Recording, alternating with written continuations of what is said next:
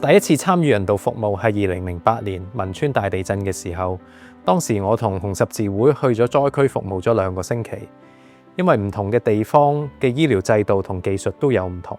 所以喺香港所學嘅未必完全可以應用喺災區，一定要靈活啦、貼地，保持開放同謙卑嘅態度。當初咧，其實讀中學嘅時候都有參與一啲救援嘅工作嘅。咁去到做眼科專科醫生訓練嘅時候，第2年開始咧，就有落到一啲地區做 field work。咁當時都有去過越南嘅。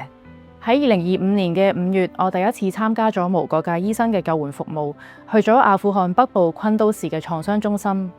我報讀中大醫學院嘅時候，已經同自己講，如果順利畢到業嘅話，我想善用我學到嘅專業知識，去將我人生美好嘅嘢同多啲人去分享。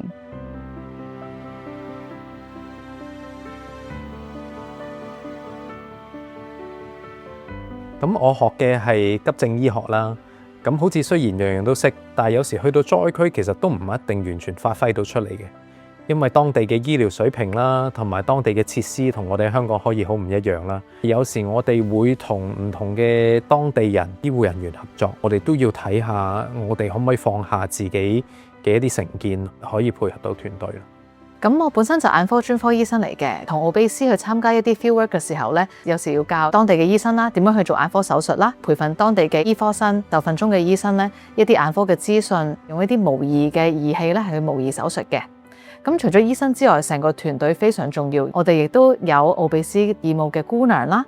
麻醉科啦、視光師啦，同埋甚至係技術嘅人員咧，係一齊支援成個義工服務嘅。咁先可以帶嚟最好嘅效益。其實香港嘅麻醉專科培訓都係屬於高水平嘅，最大嘅挑戰係點樣去說服當地嘅醫療團隊同埋當地嘅病人家屬，去為病人做一啲我認為比較恰當嘅醫療決定。例如我喺阿富汗遇到一名6成嚴重皮膚燒傷嘅病人，以當地嘅植皮技術，病人嘅存活率近乎係0。不過最後用時間同埋耐心說服到屋企人去接受，放棄手術，幫病人轉為舒緩治療，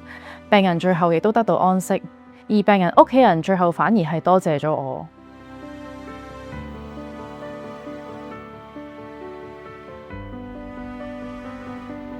我哋都希望啲學生可以明白當地嘅需要嘅，佢哋亦都會希望你可以明白到佢哋嘅語言文化，因為醫療系統啦同埋醫療水平嘅唔一樣。咁喺香港，我哋可能學到嘅嘢喺當地未必完全用得到晒，亦都需要學一啲新嘅知識啦。所以我哋更加要着重嘅係當地人嘅需要同埋佢哋嘅文化。其實好多人參與之前呢，會想像自己直接運用專業知識去救人同埋幫人。但係去到現實，其實有好多限制，令到情況唔係同理想一樣。遇到呢啲情況，係要改變自己嘅思維，調整自己嘅心態，有堅持有投入度嘅，唔係去1-2個禮拜就算啦。其實係講緊係幾個月甚至1年嘅時間。咁去完當地做手術之後，翻到嚟咧都仲要繼續同當地醫生跟進病人嘅情況，去繼續幫佢嘅。